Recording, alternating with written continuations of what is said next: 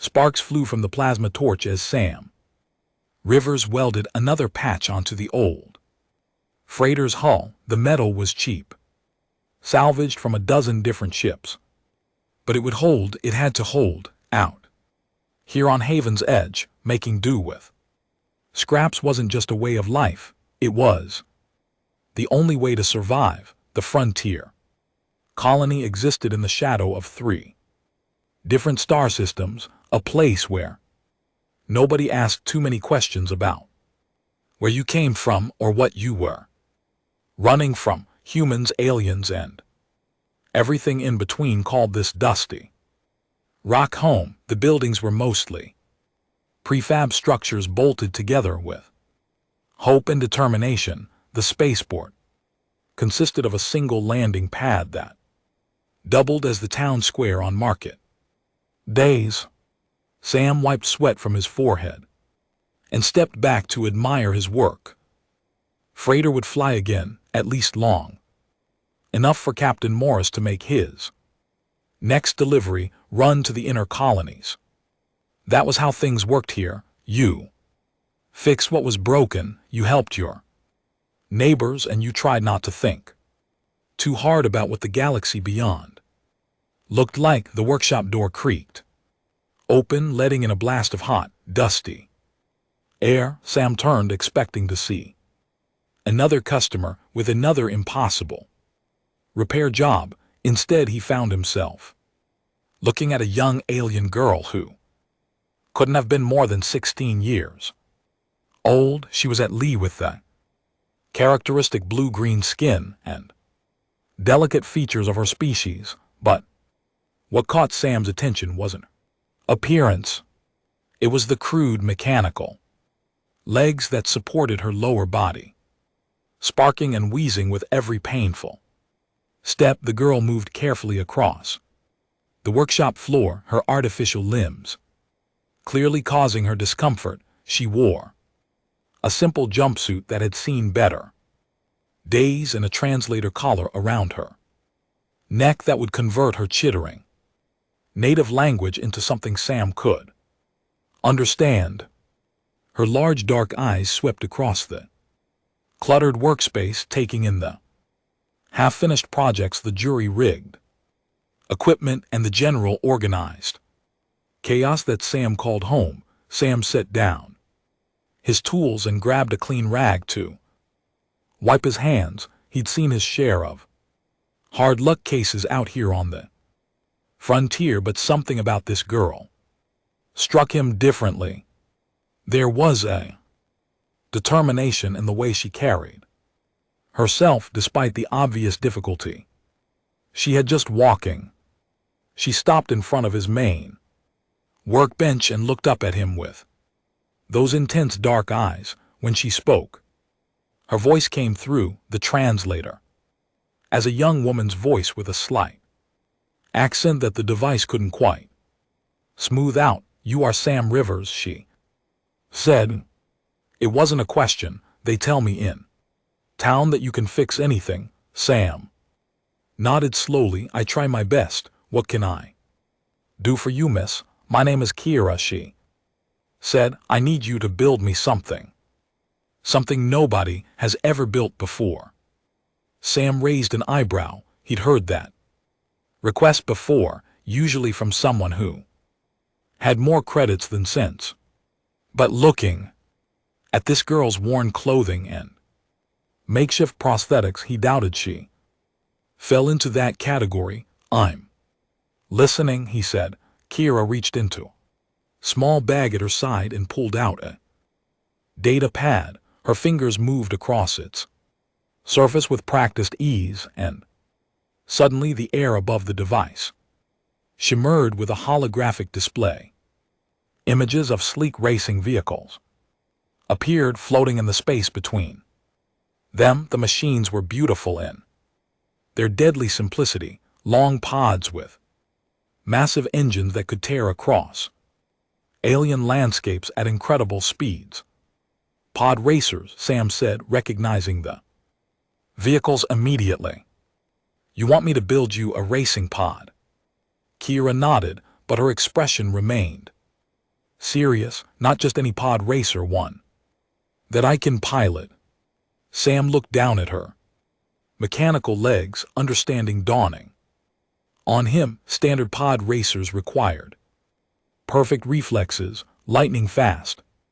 Reactions and complete physical coordination.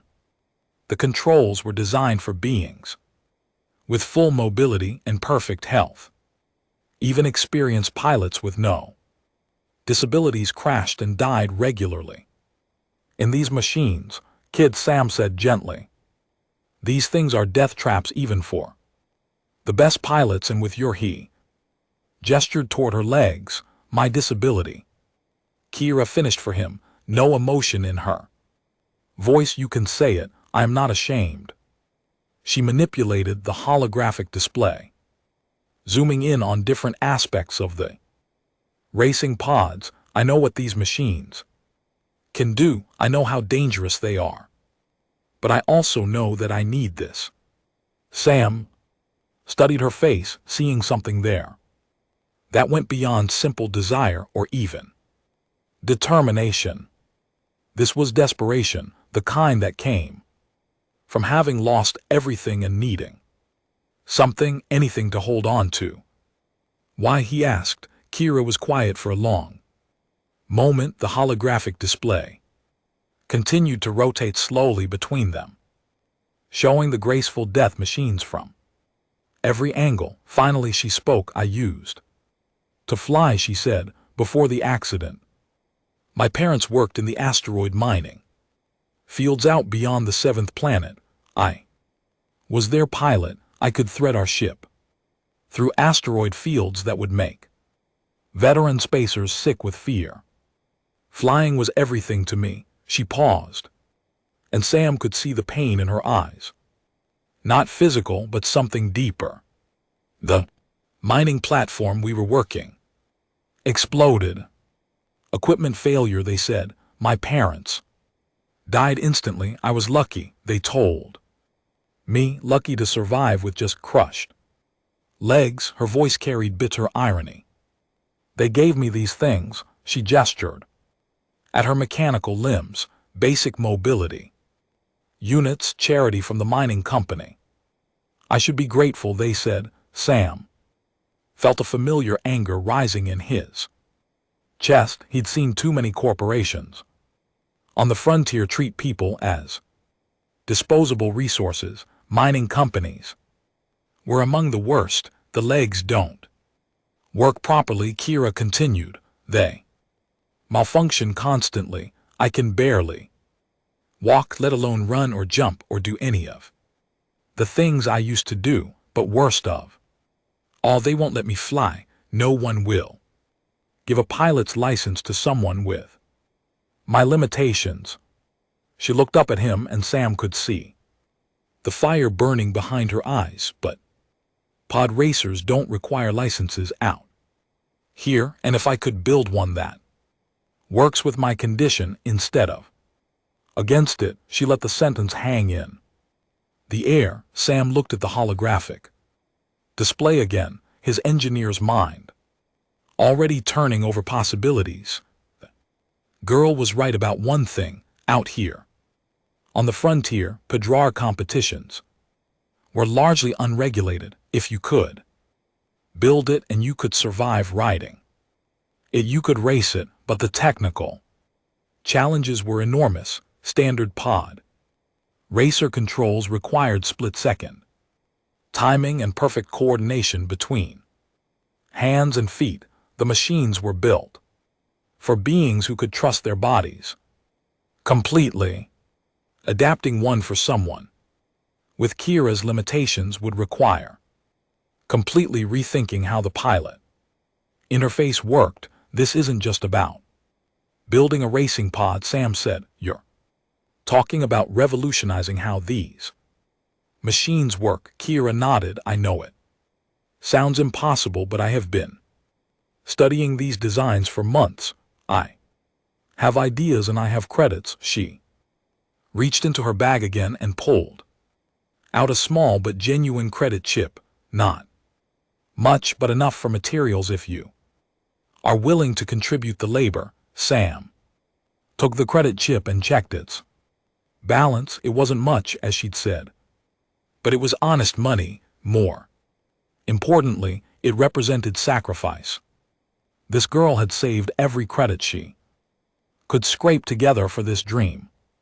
He looked at her again, taking in the determination in her posture despite her obvious physical discomfort. In his years as a frontier mechanic, Sam had learned to recognize people who were worth betting on, people who would push through any obstacle to achieve their goals, people who refused to give up no matter what the galaxy threw at them. Kira was one of those people. All right, Sam said finally, but I have conditions. First, we do this right. No shortcuts. No cheap materials where safety is concerned. If we're going to build you a pod racer, it's going to be one that will keep you alive. Kira's face lit up with the first genuine smile Sam had seen from her. Second, Sam continued, you're going to be involved in every step of the build. I want you to understand this machine better than you understand your own heartbeat, because once you're out there racing, I won't be able to help you. I understand, Kira said. And third, Sam said, his expression growing more serious, if at any point during this build I decide the design isn't safe, we stop. No arguments, no negotiations. I won't be responsible for sending you to your death. Kira nodded solemnly. Agreed. Sam extended his hand, and after a moment's hesitation, Kira took it. Her grip was firm despite her youth. Then, let's get started, Sam said. We've got a lot of work ahead of us. As Kira settled into a chair beside his workbench and began explaining her ideas for the pod racer's design, Sam felt something he hadn't experienced in years: excitement. Not just for the technical challenge ahead, but for the chance to help someone reclaim what they'd lost. Outside, the twin suns of Haven's Edge were setting, painting the sky in shades of orange and purple. Inside the workshop, by the light of work lamps and holographic displays, two very different beings began planning something that had never been attempted before. Neither of them realized that their collaboration would soon attract attention from places far beyond their quiet frontier world. 3 weeks into the project, Sam realized he was in over his head. What had seemed like a straightforward modification challenge had revealed itself to be something far more complex. Every solution they tried created 2 new problems. Every breakthrough was followed by a setback that sent them back to the drawing board. The workshop had transformed into something resembling a mad scientist's laboratory. Holographic displays floated at every workstation, showing 3-dimensional models of engine components, control systems, and biomechanical interfaces. Half-finished prototypes cluttered every available surface. The air smelled permanently of ozone from the welding equipment and the sharp tang of synthetic lubricants. Kira had proved to be more than just an eager student. Her knowledge of Atlari biomechanics was extensive, and her understanding of flight dynamics was intuitive in ways that impressed even Sam. But their fundamental problem remained unsolved. Standard Padrar controls simply could not be adapted for someone with her physical limitations. Sam stood back from their latest attempt, a control interface that looked more like a medical device than racing equipment. Cables snaked from a central console to harness that would supposedly translate Kira's upper body movements into racing commands. In theory, it should work. In practice, the Response lag was nearly too full. Seconds which would be fatal at racing. Speeds, it's still too slow, Kira said, echoing his thoughts. She sat in the test harness, her mechanical legs locked in place while she worked the controls. Despite weeks of trying, they couldn't get the response time below dangerous levels. Sam rubbed his eyes, feeling the fatigue that came from too many late nights and too much concentrated problem solving. Maybe we're thinking about this wrong, he said. How do you mean? Instead of answering immediately, Sam walked over to where Kira sat in the test rig. Her mechanical legs were clearly visible. All crude servos and basic actuators. Colony-grade prosthetics built for basic mobility, nothing more. But as Sam looked at them with fresh eyes, an idea began to form. Tell me about your legs, he said. Kira looked down at her prosthetics with obvious distaste. What about them? They are simple machines. Basic motors, basic control systems. They barely work half the time, but they do work, Sam said. They interface with your nervous system somehow, right? Yes, through neural plugs installed during the surgery, but the connection is very limited. I can send basic movement commands, but there's no feedback. I cannot feel anything through them. Sam knelt down to examine the connection points where Kira's prosthetics attached to her body. The technology was indeed basic, designed for function rather than elegance, but the principle was sound. Neural impulses were being translated into mechanical action. What if we're thinking about this backwards? Sam said. Instead of trying to adapt Padrar controls for you, what if we adapted you for Padrar controls? Kira frowned. I do not understand. Sam stood up and began pacing, his mind racing through possibilities. Standard pod racer pilots use their hands and feet to control the machine. Right. Hands for steering and fine control, feet for throttle and braking.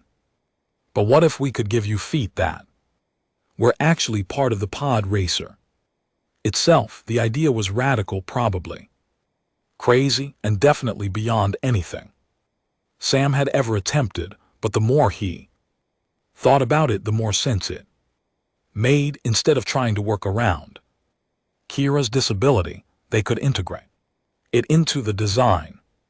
You want to connect me directly to the machine, Kira said, understanding dawning in her voice. More than that, Sam said, excitement building. I want to make you part of the machine. Your neural interface plugs could connect directly to the Padrar's control systems. No lag time, no mechanical translation. You think about turning left, the Padrar turns left instantly.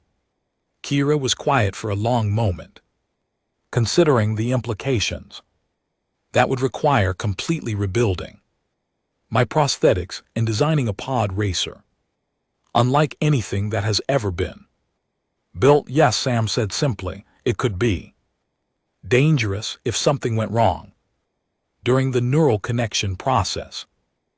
Sam finished. I know, that's why I'm giving you the choice. We could keep working on conventional modifications, try to make something that's merely functional, or we could try this. Kira looked down at her mechanical legs again, then back up at Sam.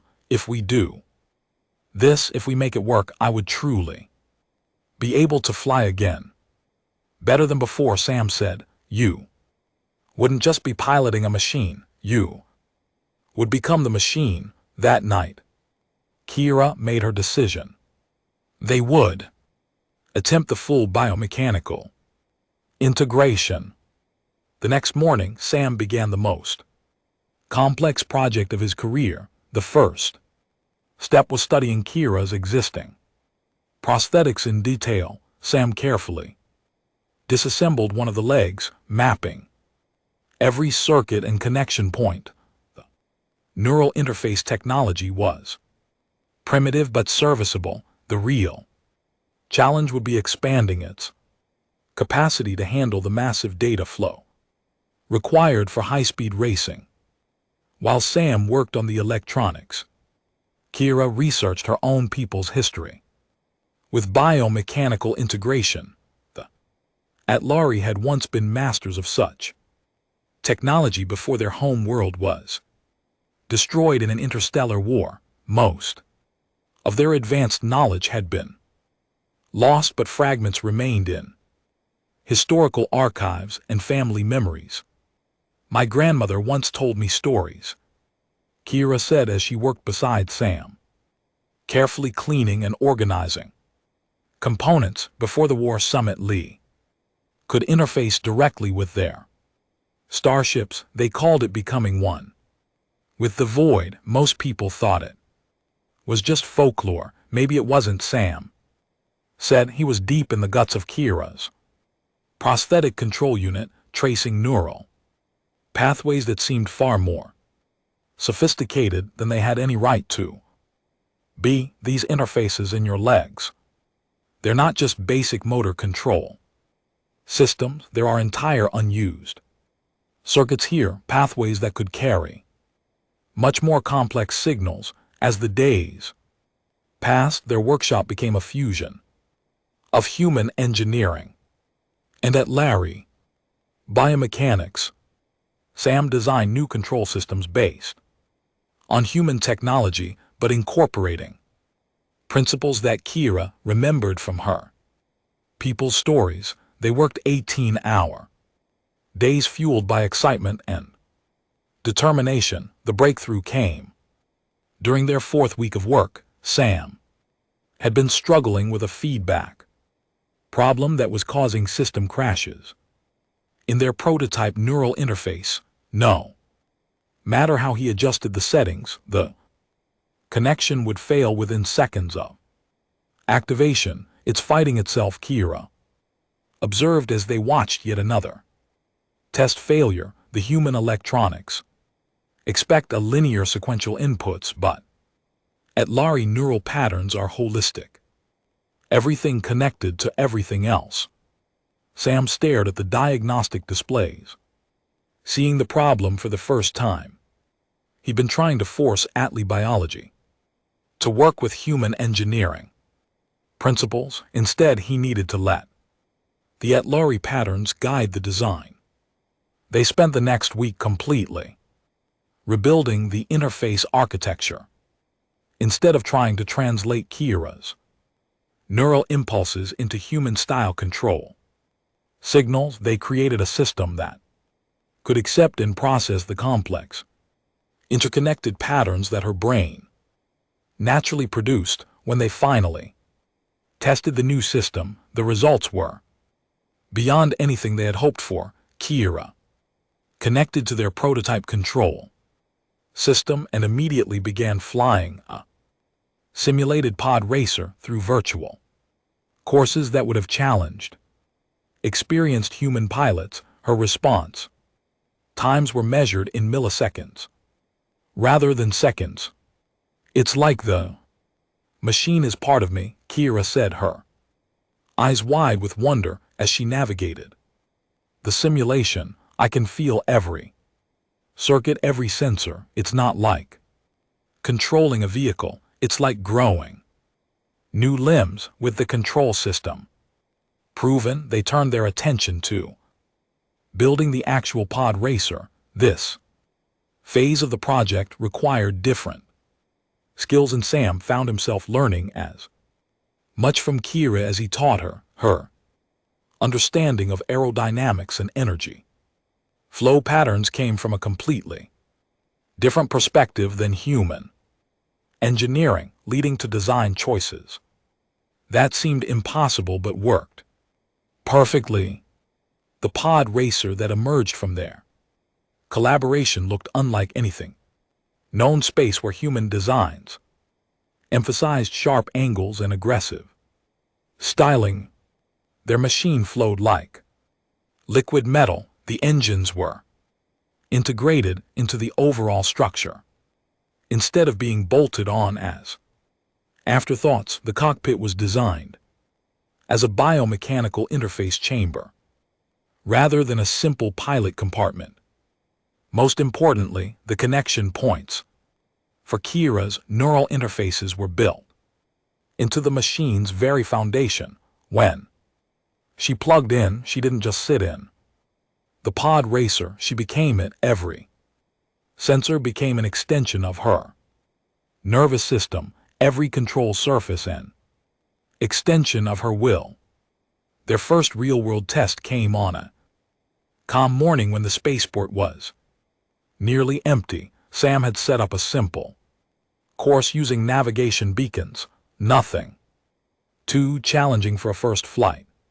They both knew that if something went wrong at this stage, all their work would be for nothing. Kira settled into the cockpit with obvious nervousness. Despite all their testing and simulation work, this was the moment of truth. Sam made final checks on all systems, confirming that the neural interfaces were functioning properly and that all safety protocols were active. Remember, Sam said through the communication system, start slow, get a feel for how everything responds before you push any limits. I understand, Kira replied, but Sam could hear the excitement in her voice. The pod racer's engines came online with a sound unlike anything Sam had ever heard. Instead of the harsh roar typical of racing machines, their creation hummed with a deep musical tone that seemed to resonate through the ground itself. The entire machine seemed to wake up as Kira's neural patterns merged with its control systems. What happened next left Sam speechless. Instead of the careful, tentative flight he had expected, Kira launched the pod racer into the sky with fluid grace. She moved through their simple test course like she had been born to it, taking turns at speeds that should have been impossible and executing maneuvers that defied conventional physics. When she finally landed, both of them were shaking with adrenaline and relief. They had done it. They had built something that didn't just work, but worked better than either of them had dared to hope. How did it feel? Sam asked as Kira disconnected from the neural interfaces. She was quiet for a long moment, searching for words to describe the experience. Like coming home, she finally said. For the first time since the accident, I felt complete. Word of their success spread quickly through Haven's Edge small community. Within days, people were coming by the workshop just to see the impossible Padrar that a human mechanic and an Atlari girl had built together. Local pilots were amazed by the machine's performance capabilities, but what impressed them even more was seeing Kira fly with a skill and confidence that made her disability irrelevant. But Sam knew their real test was still to come. Building a functional pod racer was one thing. Racing it against experienced pilots in actual competition would be something else entirely.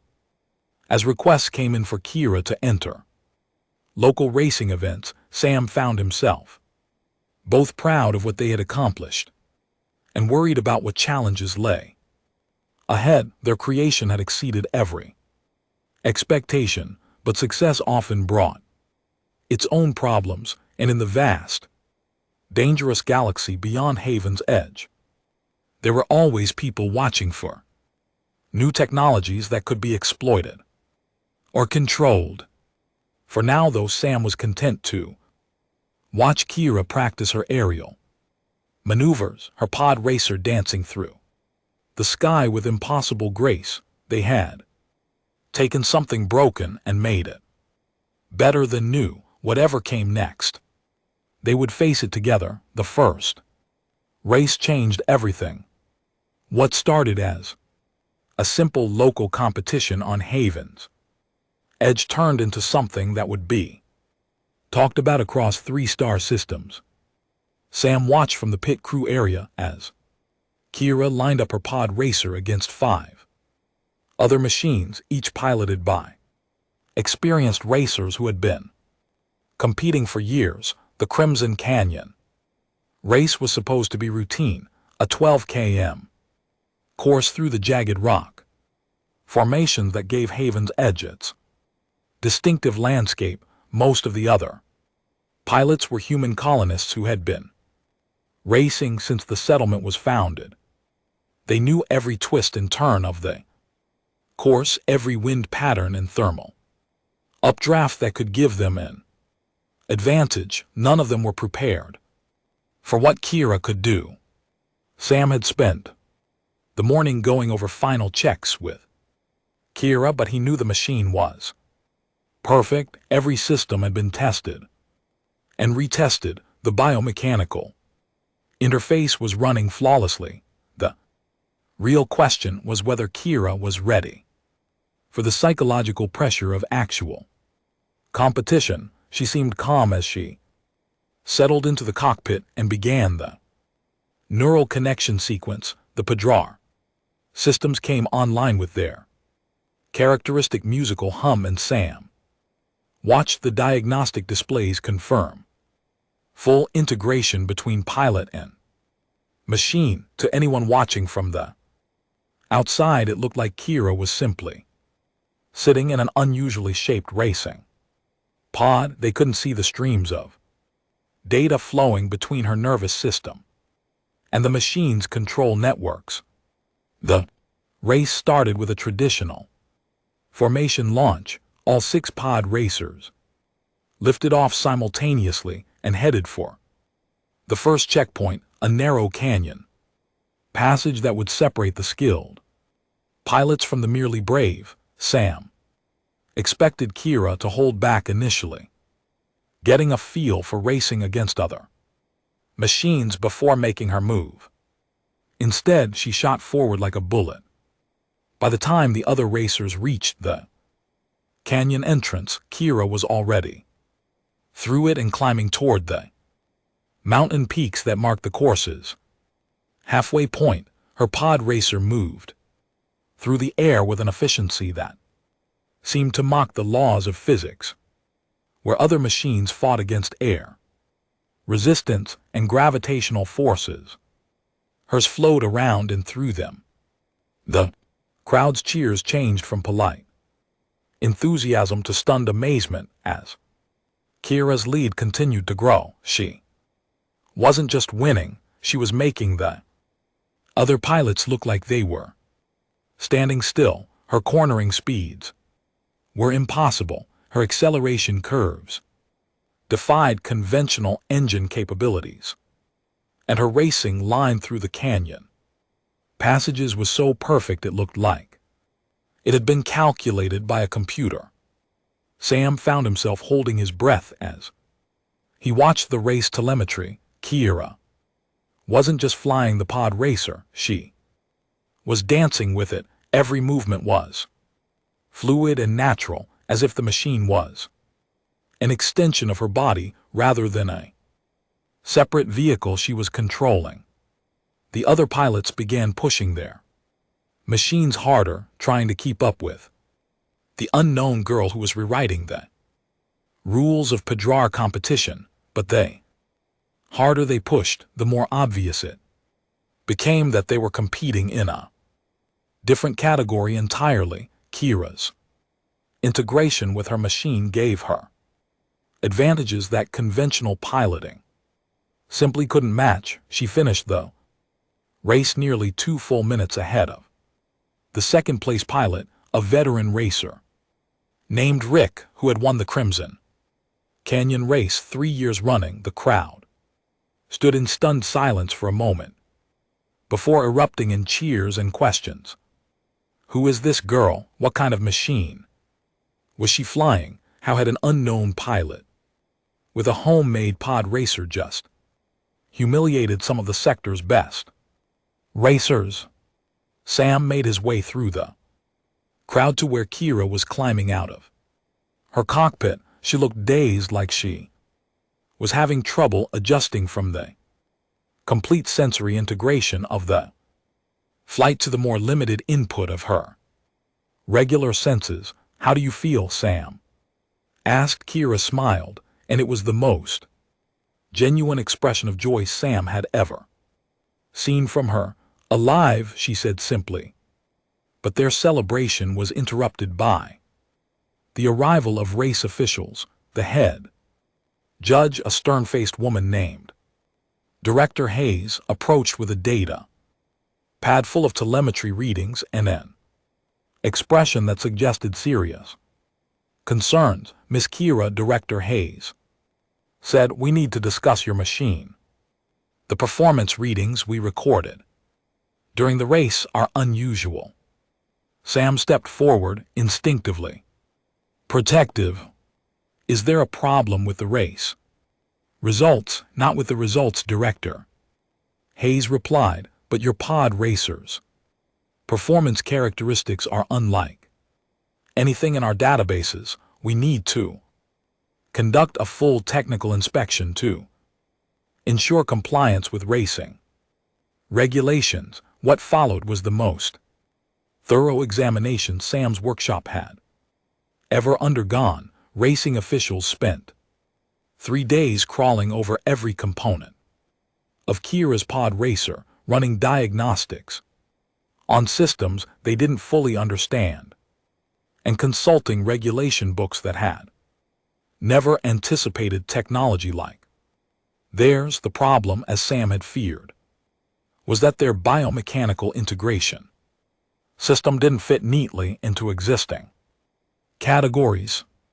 It wasn't illegal exactly, but it represented such a radical departure from conventional racing technology that officials weren't sure how to classify it. "The neural interface gives her reaction speeds that are essentially superhuman," Director Hayes explained during one of their many meetings. "Other pilots are protesting that this creates an unfair advantage.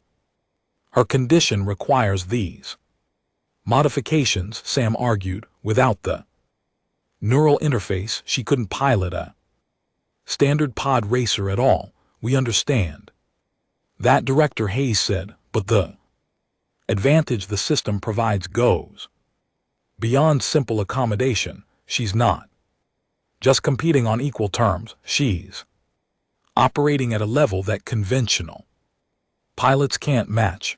The debate raged for weeks. Racing officials consulted with technical experts, legal advisors, and even xenobiologists who specialized in athlary physiology. Meanwhile, word of Kira's incredible performance spread throughout the racing community and beyond. Requests began arriving for Kira to compete in races across the sector.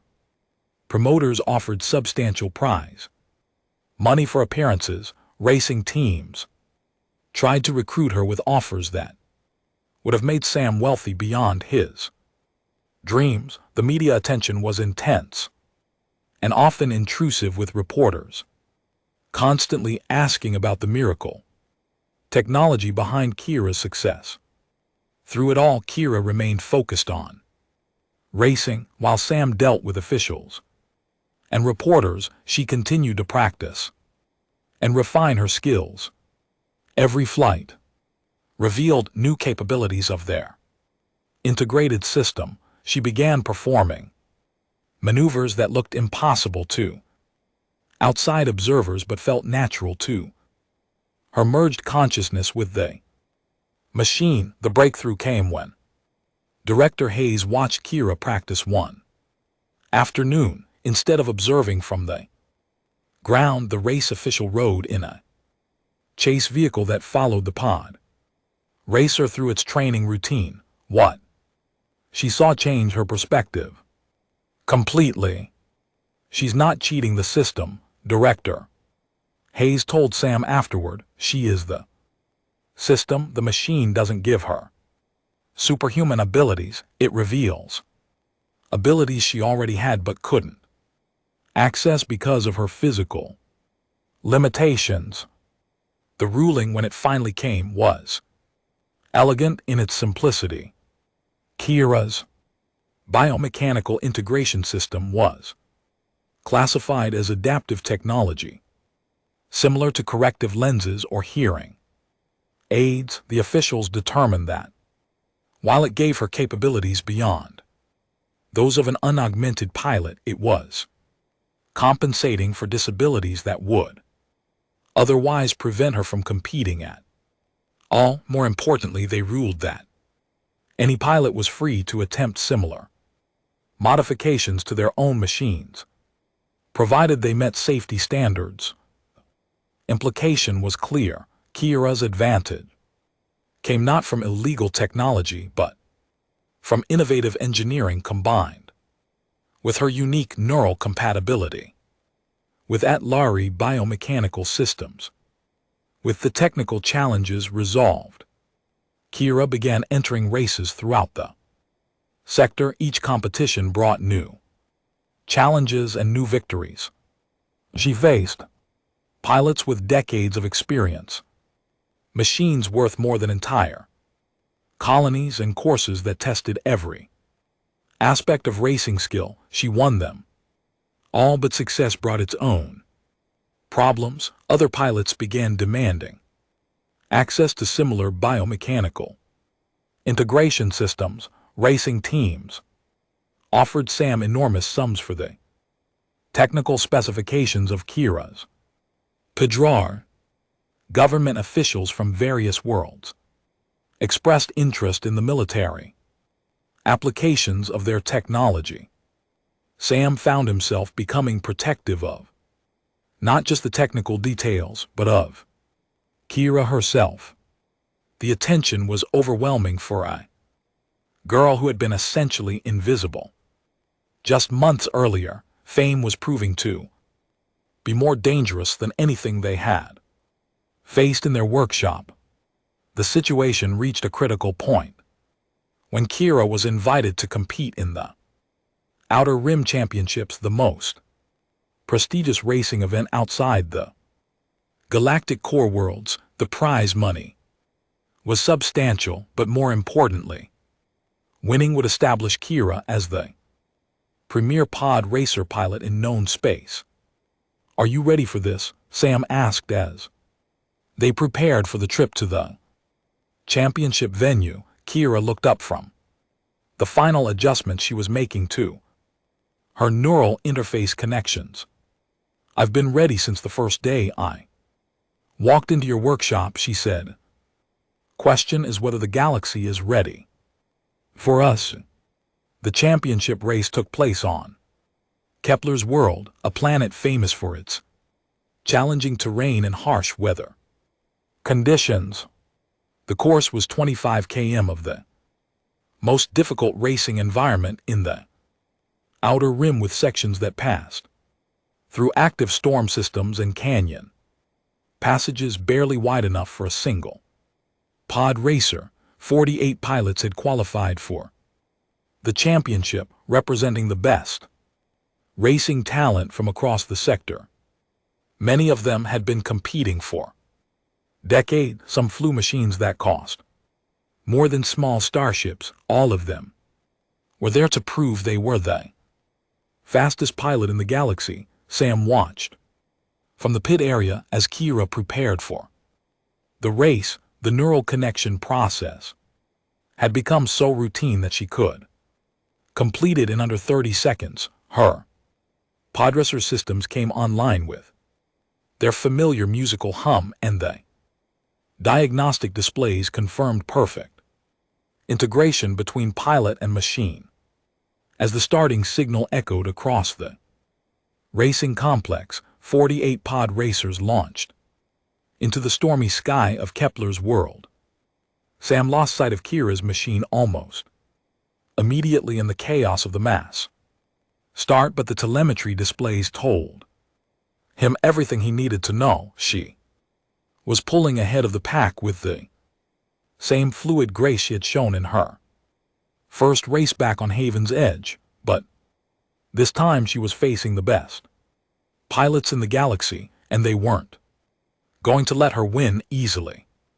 The race became a running battle between Kira and 3 veteran pilots who had divided the championship titles themselves for the past decade. They pushed their machines to the absolute limits, taking risks that would have been fatal for lesser pilots. The course claimed 6 machines in the first 10 km, victims of the harsh conditions and desperate attempts to keep up with the leaders. But as the race progressed, it became clear that Kira was operating on a different level entirely, where the other pilots fought against the storm systems. She flowed through them where they struggled with the narrow canyon passages. She danced through them like she was performing a choreographed routine. She didn't just win the Outer Rim Championship, she won it by a margin so large that race officials initially suspected a timing error. Her final time was nearly 4 minutes faster than the previous course record, a record that had stood for 15 years. The victory celebration was unlike anything Sam had ever experienced.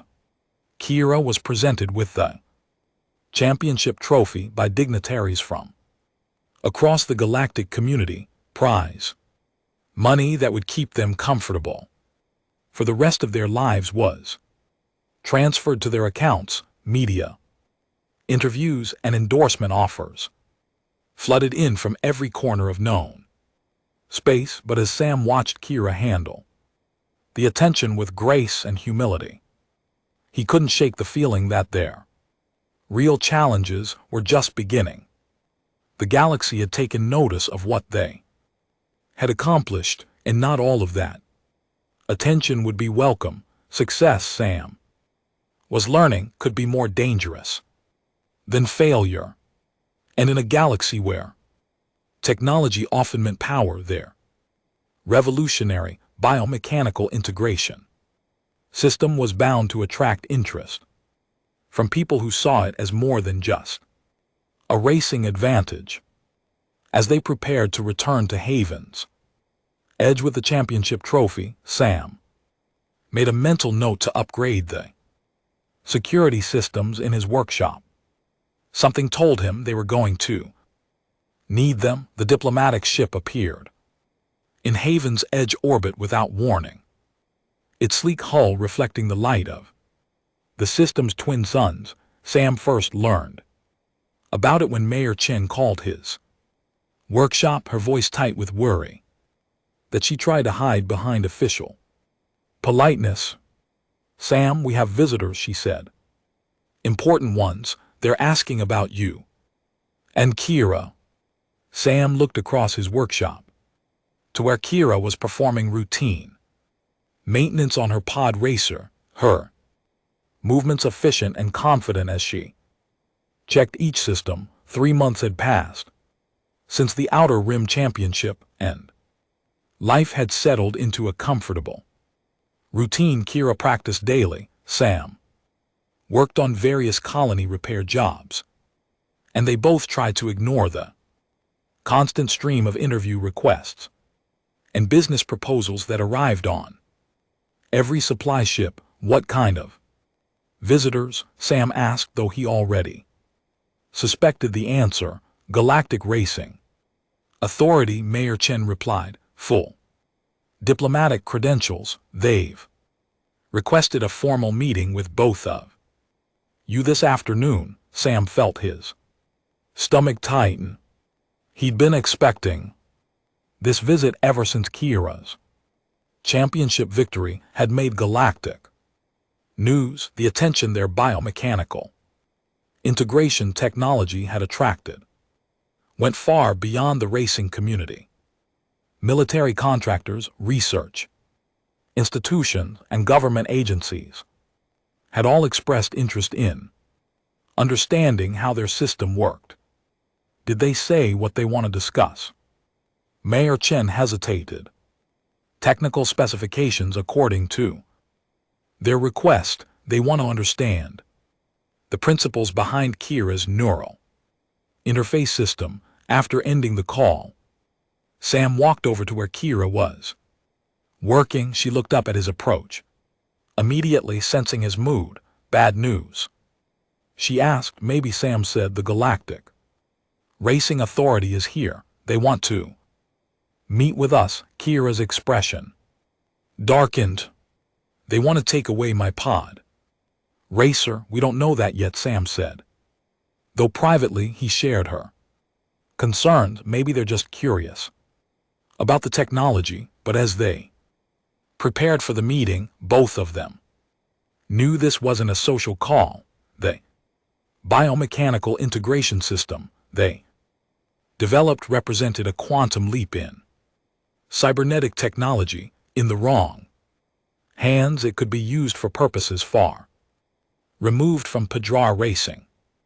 The meeting took place in Haven's Edge, modest government building, a prefab structure that doubled as town hall, courthouse, and diplomatic reception center depending on need.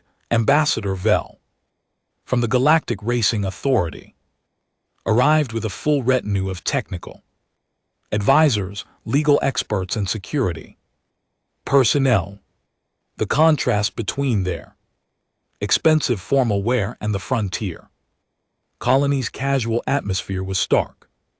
Ambassador Vel was a century tall and elegant, with the characteristic silver skin of his species. He spoke with the careful precision of someone accustomed to high-stakes negotiations. Mr. Rivers. Miss Kira, he began, thank you for agreeing to meet with us. I want to assure you that our interest in your remarkable achievement comes from genuine scientific curiosity and regulatory necessity. Sam and Kira sat across from the diplomatic team, feeling distinctly outclassed by the formal atmosphere. Sam wore his cleanest work clothes, while Kira had dressed in a simple flight suit that made her look very young among all the diplomatic finery. Our technical analysis of Miss Kira's championship performance has raised some fascinating questions. Ambassador Vel continued, the biomechanical integration principles you've demonstrated appear to represent technology that shouldn't exist. According to our current understanding, he activated a holographic display showing telemetry data from Kira's races, response times, acceleration curves, and maneuvering capabilities were highlighted in red, indicating values that exceeded theoretical maximums for conventional piloting. These performance metrics suggest neural machine integration at a level that major research institutions have been trying to achieve for centuries. Ambassador Vel said, we are naturally curious about how two individuals on a frontier colony managed to accomplish something that has eluded the galaxy's leading scientists. Sam felt the careful phrasing was leading somewhere he didn't want to go. We got lucky, he said. Simply the right combination of Kira's physiology and available technology. Perhaps, Ambassador Vel said, but the implications go far beyond racing, as I'm sure you understand. Neural integration technology of this sophistication could revolutionize everything from starship navigation to industrial automation. The potential benefits to galactic civilization are enormous. Kira spoke for the first time since the meeting began. You want to study how it works, among other things.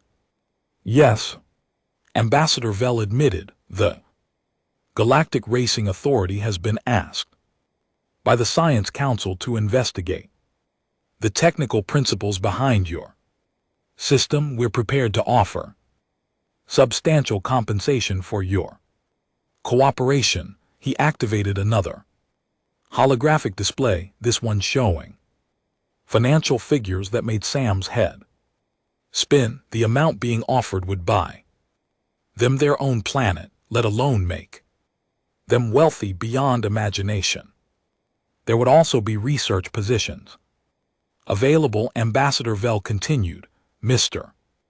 Rivers, your engineering skills would be highly valued at the Institute of Advanced Technology. Miss Kira, your unique neural compatibility could help us understand biomechanical integration in ways previously impossible. Sam looked at Kira, trying to read her expression.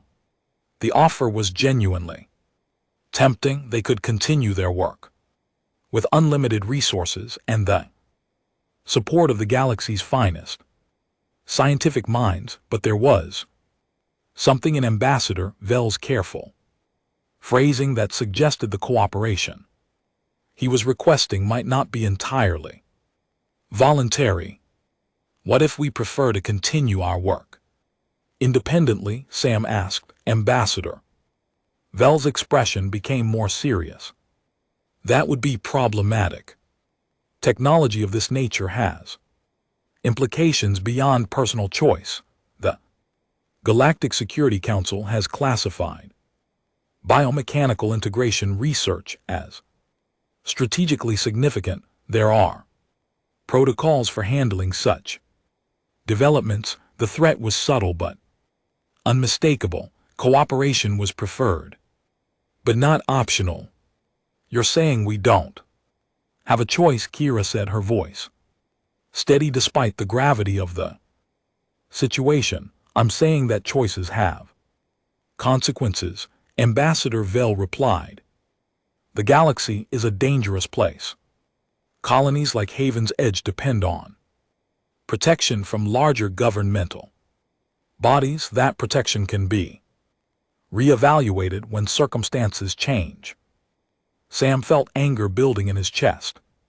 He'd seen this pattern before on frontier worlds. Something valuable was discovered. Government officials arrived with generous offers, and those who refused to cooperate found themselves facing sudden regulatory problems or security concerns. We need time to consider your proposal, Sam said.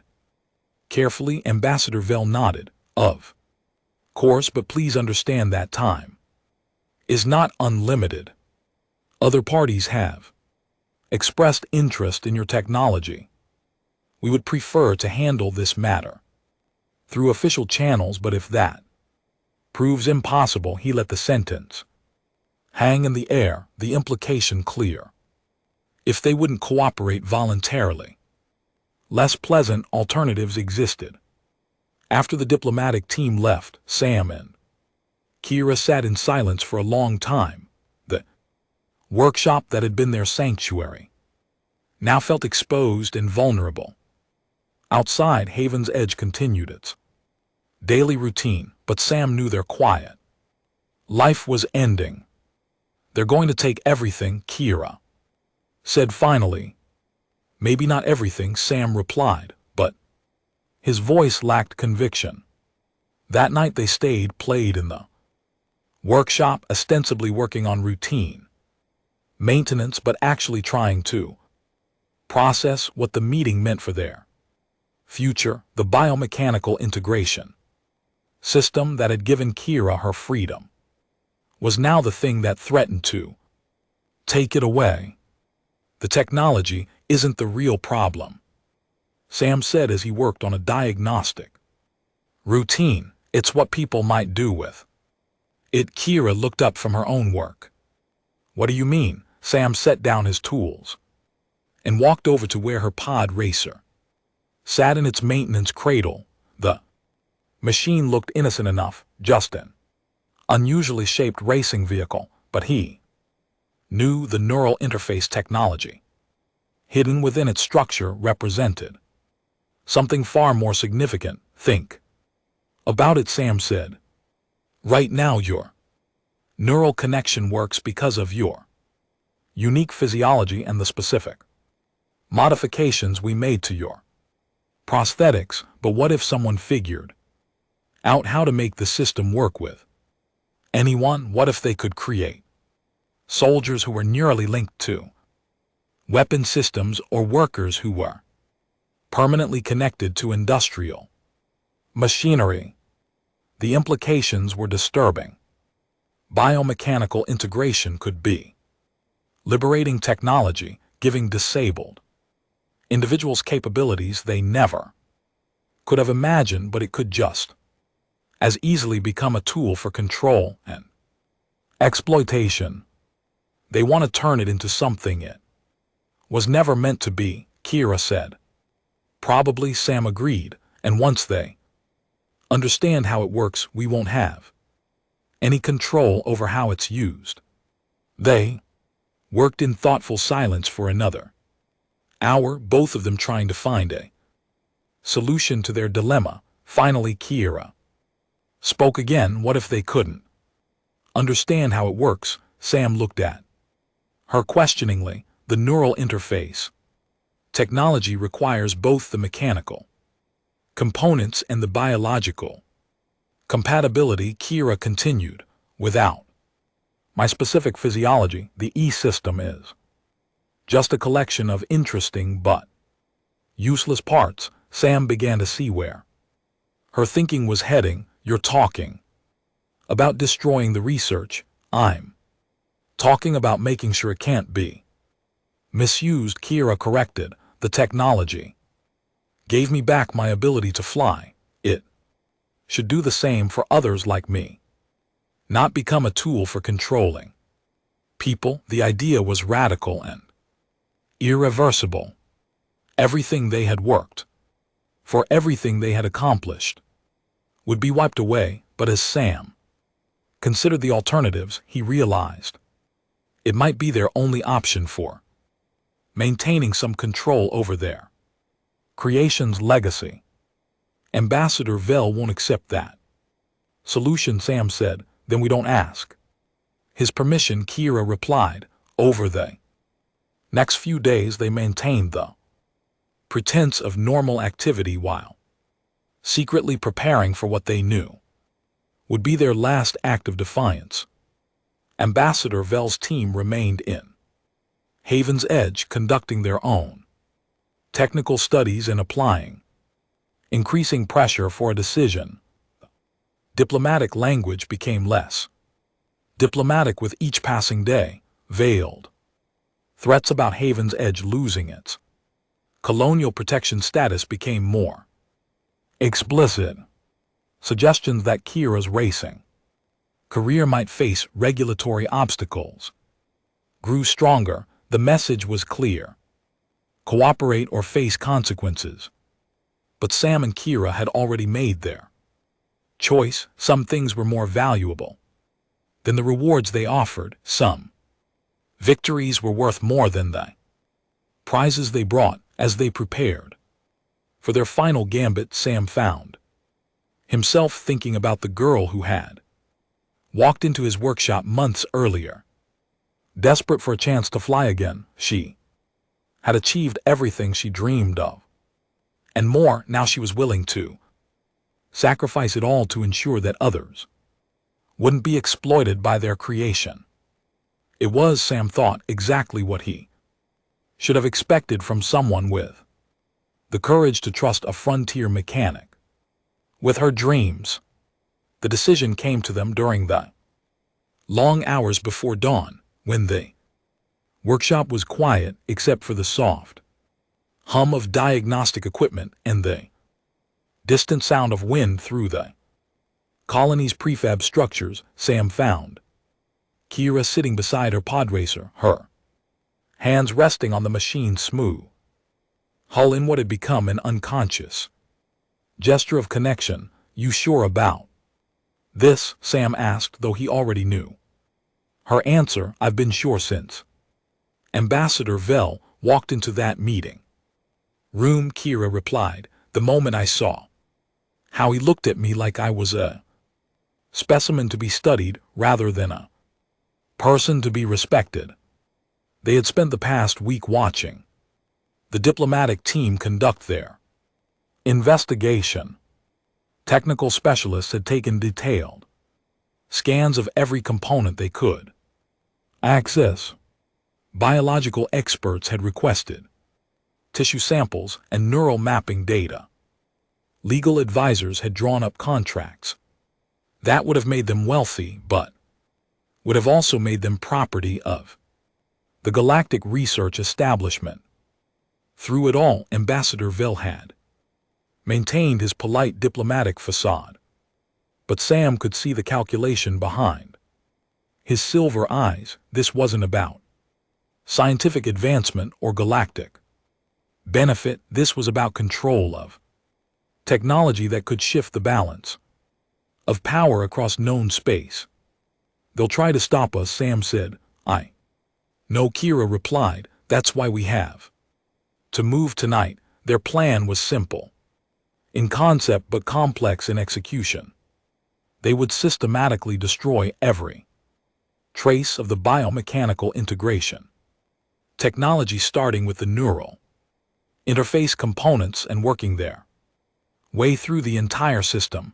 The goal wasn't just to prevent others from copying their work, but to ensure that the principles behind it couldn't be reverse engineered from fragments. Sam had spent days identifying every component that contained unique technology, circuit boards with modified neural interface pathways, biomechanical actuators that bridged organic and synthetic systems, control algorithms that translated thought patterns into machine commands. All of it would have to go. Once we start, there's no going back, Sam warned. This isn't just your pod racer we're destroying. It's months of work, breakthrough discoveries, technology that could help other people with disabilities like yours. Kira was quiet for a long moment, considering the weight of what they were about to do. The technology could help people, she said finally, but only if it remains under the control of people who understand what it's really for. In the wrong hands, it becomes something else entirely. She stood up and walked to her workbench, where she began gathering the tools they would need. Besides, the real breakthrough wasn't in the circuits or the algorithms. It was in remembering that people and machines work best as partners, not as master and slave. They worked through the night with systematic thoroughness. First, they carefully removed every component that contained proprietary biomechanical integration technology, neural interface circuits, biological compatibility modules, adaptive control systems. All were cataloged and prepared for destruction. The hardest part was dismantling the pod racer itself. The machine had become more than a vehicle to both of them. It was proof that impossible dreams could become reality with enough determination and ingenuity. Watching it come apart, piece by piece, felt like losing a close friend. It's just a machine, Kira said, as they removed the neural connection ports from the cockpit. But Sam could hear the sadness in her voice. No, Sam replied. It was never just a machine. It was hope made real. They used a variety of methods to ensure complete destruction. Electronic components were subjected to electromagnetic pulses that scrambled their circuits beyond any possibility of recovery. Mechanical parts were dissolved in industrial acid that broke down their molecular structure. Software and data files were overwritten dozens of times with random information before the storage devices were physically destroyed. By morning, all that remained was a pile of unrecognizable debris and the memory of what they had accomplished together. Ambassador Vil arrived at the workshop shortly after sunrise, accompanied by his full technical team and a squad of security personnel. His diplomatic composure cracked when he saw the destruction that greeted him. "What have you done?" he demanded, staring at the twisted remnants of technology that had fascinated the galaxy's scientific community. "Made sure it can't be misused," Sam replied simply. Ambassador Vel's silver skin flushed darker with anger. "You've destroyed irreplaceable research technology that could have benefited billions of sentient beings across the galaxy, or controlled them," Kira said, stepping forward to stand beside Sam. "We've seen what happens when powerful people get access to tools they don't understand." The ambassador gestured to his security team, who began moving to surround Sam and Kira. "You've committed a serious crime against galactic scientific advancement. This matter will not end here." "Actually it will," Sam said calmly, "because we didn't break any laws. We destroyed our own property, developed with our own resources on our own time. Unless you're planning to arrest us for refusing to cooperate with your research program." Ambassador Vel's expression made it clear that he was considering exactly that option, but they all knew the political implications would be severe. Arresting frontier colonists for refusing to share their inventions would send a message to every independent world that innovation was dangerous. "You've made a serious error in judgment," the ambassador said finally. "The protection this colony enjoys depends on maintaining positive relationships with galactic authorities. That protection can be reconsidered when circumstances change." "Is that a threat?" Mayor Chen asked from the workshop doorway. She had arrived with several other colony leaders, drawn by reports of the diplomatic crisis developing. Sam's workshop. Ambassador Vel turned to face the colonial officials, his diplomatic training reasserting itself. "It's a statement of reality, Mayor Chen.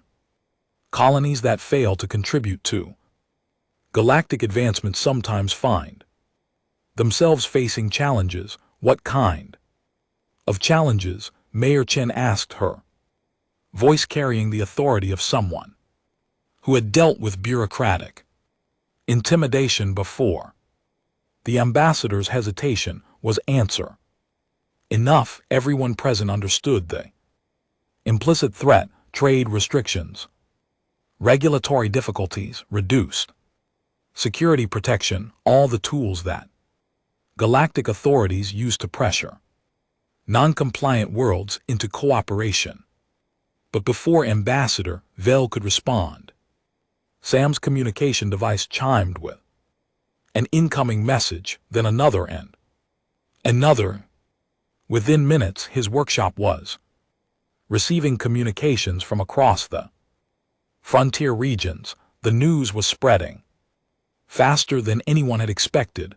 Word of what Sam and Kira had done was already reaching other colonies, other independent worlds where people understood the value of maintaining control over their own discoveries. The reaction was not what Ambassador Vel had anticipated. "Seems like folks out here have opinions about your research methods," Sam said as he read through the messages of support that were flooding in. Mechanics, engineers, inventors, and innovators across the frontier were expressing solidarity with the choice to destroy technology rather than see it exploited. More importantly, several colonial governments were questioning the Galactic Racing Authority's right to appropriate private research for strategic purposes. Ambassador Vel realized that his carefully planned acquisition mission was turning into a public relations disaster. The diplomatic approach he had counted on was being undermined by the very people.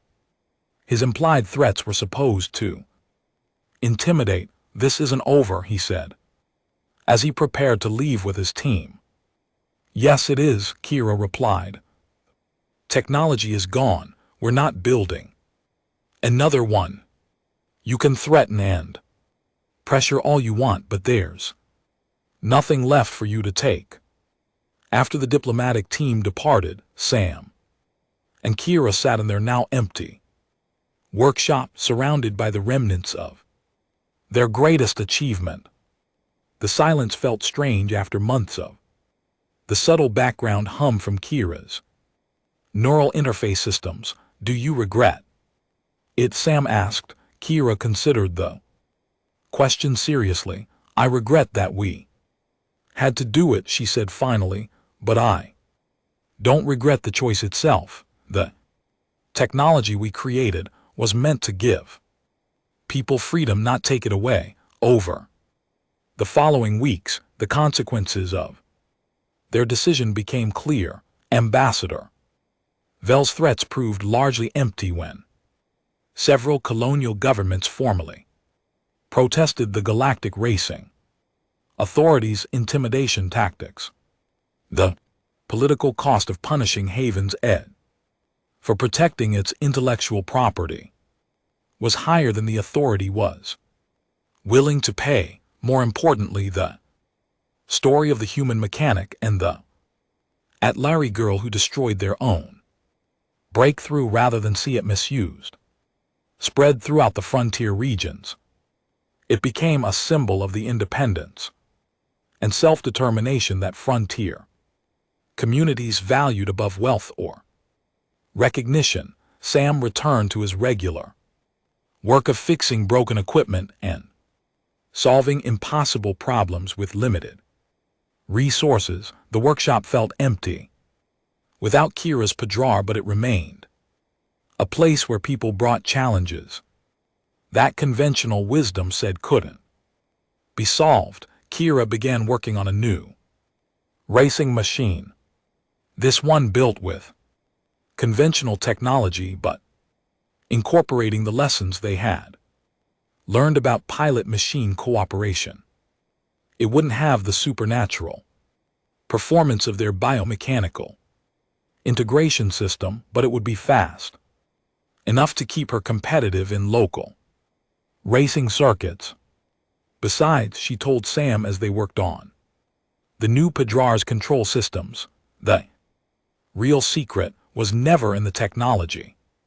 Anyway, it was in understanding that machines work best when they amplify human potential rather than replacing it. The galaxy would have to learn that lesson on its own, one innovation at a time, but on Haven's Edge, in a cluttered workshop where impossible dreams sometimes became reality. Two friends continued their work of building hope from scrap metal and determination. Months later, when racing officials asked Kira how she had developed her exceptional piloting skills, she would smile and give them the same answer every time: "I had a good teacher who showed me that the most important part of any machine is the person who operates it." It wasn't the complete truth, but it was the truth that mattered. Some victories were indeed more valuable than the prizes they offered, and some secrets were worth keeping even when the galaxy wanted to take them away. In the end, that might have been the most human thing of